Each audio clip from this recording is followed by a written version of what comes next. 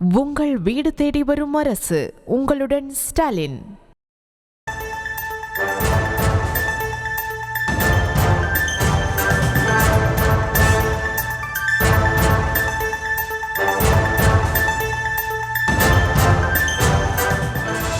அண்மைச் செய்தி. மதுராந்தகம் பள்ளி மேற்கூரை இடிந்து 5 மாணவர்கள் காயமடைந்திருக்கிறார்கள். 5 மாணவர்களும் தற்போது அரசு மருத்துவமனைகள் அனுமதிக்கப்பட்டு சிகிச்சை அளிக்கப்பட்டு வருகிறது. விவரங்களை தர இருக்கிறார் செய்தியாளர் அருண். அருண், மாணவர்களோட உடல்நிலை எப்படி இருக்கு? விவரங்களை வழங்கலாம். வணக்கம். செங்கல்பட்டு மாவட்டம் மதுராந்தகம் அடுத்த புதுப்பட்டு பகுதியில் ஊராட்சி ஒன்றிய நடுநிலைப் பள்ளியின் மேற்கூரை விழுந்ததில் 5 மாணவ மாணவிகள் காயமடைந்து மதுராந்தகம் அரசு மருத்துவமனையில் சிகிச்சை பெற்று வருகின்றனர்.